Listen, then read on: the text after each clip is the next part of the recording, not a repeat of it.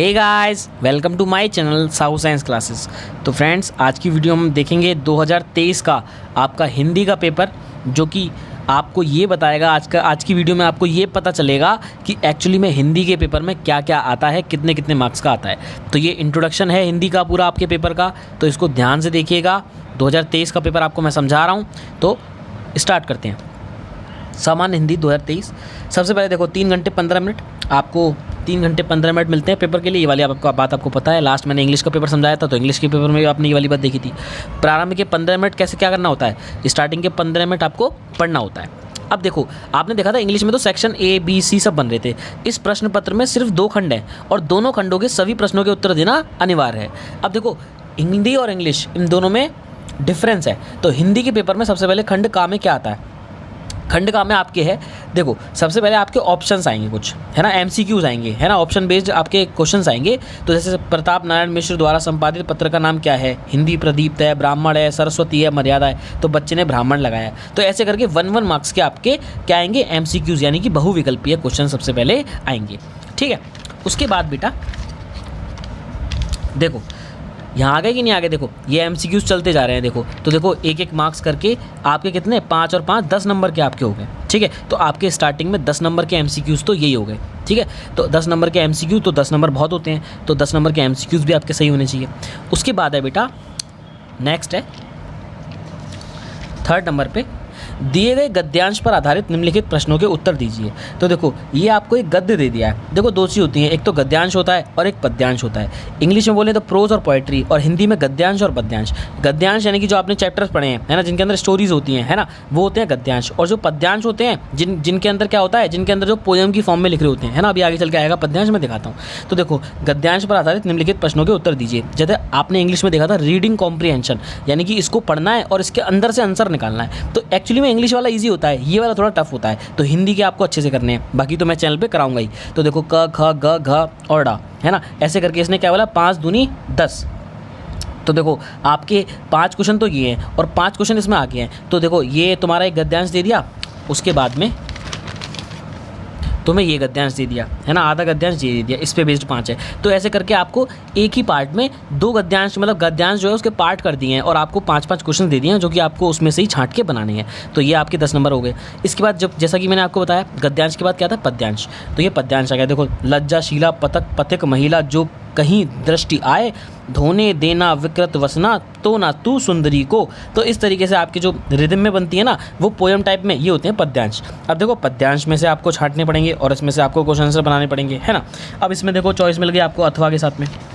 देखो यहाँ पर भी आपको चॉइस थी, देखो यहाँ पर भी आपको अथवा में चॉइस थी। तो इसका मतलब पता है क्या हो गया, 5 दूनी 10। तो 5 दूनी 10, यानी कि ये जो 5 दे रखे हैं ना, ये 2-2 नंबर के हैं। तो आपको 10 नंबर या तो इस गद्यांश से मिल जाएंगे, या फिर आपको 10 नंबर इस गद्यांश से मिल जाएंगे। तो देखा, ऐसी पद्यांश में है। पद्यांश में क्या है, एक पद्यांश आपको ये दे रखा है और इसमें आपको 5 क्वेश्चन छांट के लिखने हैं, और एक गद्यांश आपको ये दे रखा है, इसमें से 5 क्वेश्चन छांट के लिखने हैं। तो देखो 10-10 मार्क्स से ईजिली 10-10 मार्क्स के आपके हैं। तो देखा आपने कितनी जल्दी आप 10-10 मार्क्स की अगर प्रैक्टिस कर लें तो आप स्टार्टिंग में ही कॉन्फिडेंस हासिल कर लेंगे। ठीक है, इसके बाद आगे देखते हैं क्या होता है। तो देखो इसके बाद आता है तुम्हारा 5th नंबर पे, निम्नलिखित में से किसी एक लेखक का साहित्यिक परिचय देते हुए उनकी प्रमुख कृतियों की नाम लिखिए। तो देखो यहाँ पर लिख रहा है 3+2। तो देखो 3 नंबर तो आपके साहित्यिक परिचय के हो गए, और उनकी जो प्रमुख कृतियाँ हैं उनके बारे में आप लिखोगे तो 2 नंबर उसके हो गए। तब जाके आपको 5 नंबर मिलेंगे किसी एक के। डॉक्टर हजारी प्रसाद द्विवेदी, वासुदेव शरण अग्रवाल और प्रोफेसर जी सुंदर रेड्डी। तो इन में से किसी एक के ऊपर आपको क्या लिखना है, उसके जीवन परिचय, उनका साहित्यिक परिचय, मतलब एक ही चीज़ है, और उनके प्रमुख कृतियों के बारे में लिखना है। और अधिकतम सीमा मतलब ज़्यादा से ज़्यादा 80 शब्द में लिखना होता है, और आपको कितने नंबर मिल जाएंगे, 5 नंबर। अब आता है देखो, जैसे ये हो गया तुम्हारा लेखक जो गद्य लिखते हैं, और कवि कौन से हो गए, जो पद्यांश लिखते हैं, पद्य लिखते हैं। तो देखो इनमें से किसी एक कवि के बारे में लिखना है। रामधारी सिंह दिनकर, मैथिली शरण गुप्त और सुमित्रा नंदन पंत, इन सबके साहित्यिक जीवन परिचय मैं आपको अपनी चैनल पर कराऊंगा, तो आप चैनल पर बने रहिएगा। तो देखो ये भी कितने नंबर का है, 5 नंबर का। तो 10 नंबर आपके यहाँ पे पक्के हो जाते हैं। उसके बाद स्टार्ट होता है आपका कहानी का मैटर। सबसे पहले ध्रुव यात्रा अथवा पंचलाइट कहानी का सारांश अपने शब्दों में लिखिए, अधिकतम 80 सीमा शब्द। 5 नंबर की कहानी आती है। देखो 3 ऑप्शन मिल गए आपको, 1, 2 और बहादुर, यानी कि ध्रुव यात्रा, पंचलाइट और बहादुर। इन तीनों में से आपको किसी एक को लिखना है, और 80 वर्ड से ज़्यादा लिखना नहीं है। अधिकतम जो है 80 वर्ड लिखना है आपको, और 5 नंबर की है। है ना, दो कहानी नहीं लिखनी आपको। देखो ये अथवा दे रखा है इसके साथ और इसके साथ अथवा ये दे रखा है, तो इन तीनों में से कोई एक करनी है, जिसमें से पंचलाइट और बहादुर मैं अपने चैनल पे करा चुका हूँ, उसको देख लीजिएगा हिंदी की प्लेलिस्ट में जाके।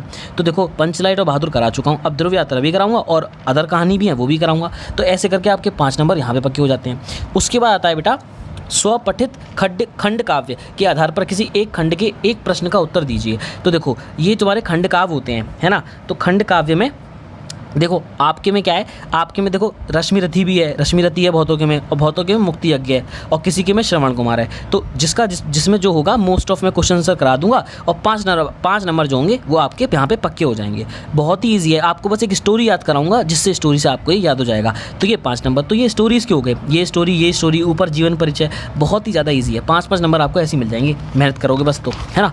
ऐसे ही नहीं मिलेंगे, लेकिन मेहनत करनी पड़ेगी आपको। और लेकिन जब मेहनत कर लोगे तो उसके बाद आपको लगेगा कि हाँ यार ये तो बाएं हाथ का खेल था हमारे।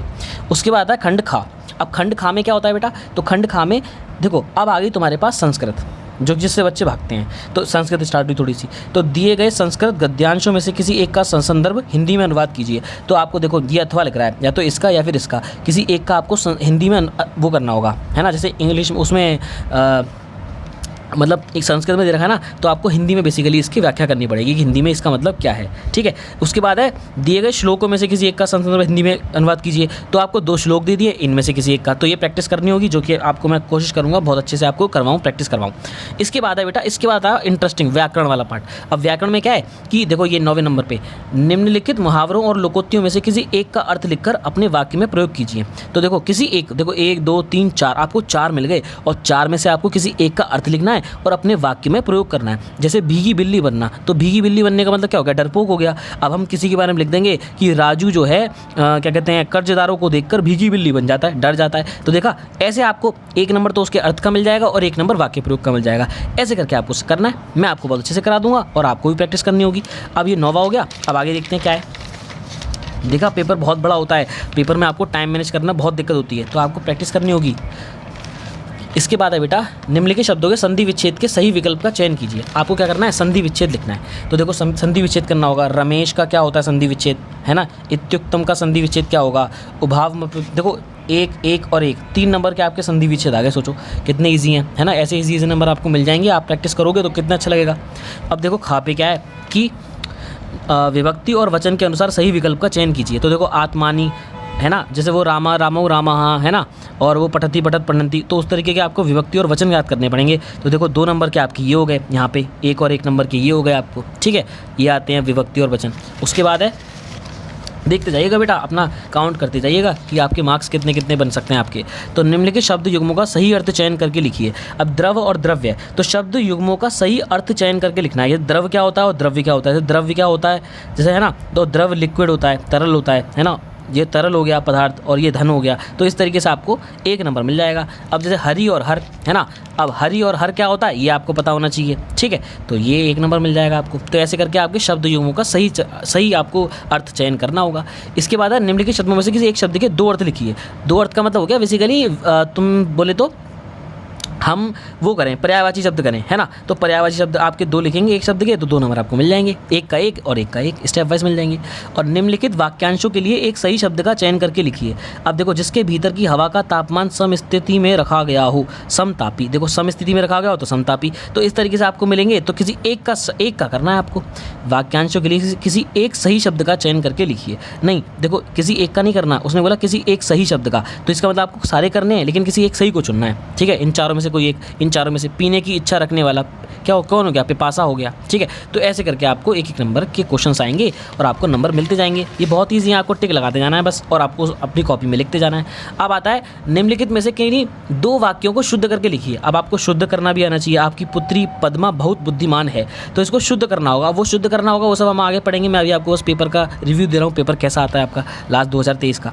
12वें नंबर पे श्रृंगार रस, करुण रस, अनुप्रास अलंकार, उपमा अलंकार, दोहा छंद, सोरठा छंद। तो देखो आपने देखा, देखो आप मान लो कि आपको श्रृंगार रस आता है और करुण रस आता है, लेकिन अब इसमें आपको श्रृंगार रस और करुण रस में से एक ही तो चूज़ करना है। आप ये नहीं कि श्रृंगार रस इधर लिख दें और करुण रस भी लिख दें और ये ना लिखें, नहीं।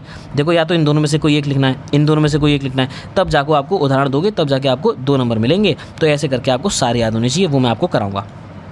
अब हम आगे बढ़ते हैं। देखा कितना लेंथी पेपर हो जाता है, तो आपको प्रैक्टिस बहुत करनी पड़ेगी। अपने विद्यालय में कंप्यूटर खराब होने की समस्या के निराकरण हेतु प्रधानाचार्य को एक पत्र लिखो, या फिर दैनिक समाचार के संपादक के नाम का एक पत्र लिखिए जिसमें अपने गांव में फैल रही कोविड-19 संक्रामक बीमारी के प्रति मुख्य चिकित्सा अधिकारी का ध्यान आकर्षित किया गया हो। तो देखो 6 नंबर का आपका, कितने नंबर का है? 6 नंबर का। तो 6 नंबर का आपका पत्र आएगा जो मैं आपको कराऊंगा, और चैनल पे बने रहिएगा। उसके बाद है निम्नलिखित विषयों में से किसी एक पर अपनी भाषा शैली में निबंध लिखिए। लास्ट में आ गया ऐसे जो आप सबको पसंद आता है, लेकिन आप सब बोर हो जाते हो, लेकिन आपको करना पड़ेगा। तो देखो 1 2 3 4 5 है ना, आपको कम से कम 5 चॉइस मिलनी है। आपको कितनी चॉइस? 5 चॉइस मिलनी है आपको करने के लिए। तो जब आपको 5 चॉइस मिलनी है, तो इनमें से आपको निबंधों की आपको कम से कम मैं आपको 5 से 6 निबंध तो आराम से कराऊंगा, जिसमें से एक तो आपका फंसेगा। ठीक है, तो ये है आपका पूरा 9 नंबर का हो गया निबंध, है ना। तो ये है आपका पूरा रिव्यू कि आपका एग्ज़ाम कैसा आता है। ठीक है, तो ये आपका 2023 का हिंदी का पेपर। आई होप आपको समझ में आया, मैंने आपको जो समझाया। ठीक है, और इंग्लिश का भी समझा दिया है, तो इंग्लिश का नहीं देखा हो तो उसको देख लेना। बहादुर और पंचलाइट समझा दिया है, कहानी को पूरा अच्छे से डिटेल में। अगर वीडियो अच्छी लगी तो वीडियो को लाइक कीजिएगा, और फ्रेंड्स का जरूर शेयर कीजिएगा जिन्होंने हिंदी खोल के भी नहीं देखी अभी। मिलते हैं बहुत जल्द नेक्स्ट वीडियो में। Good bye guys.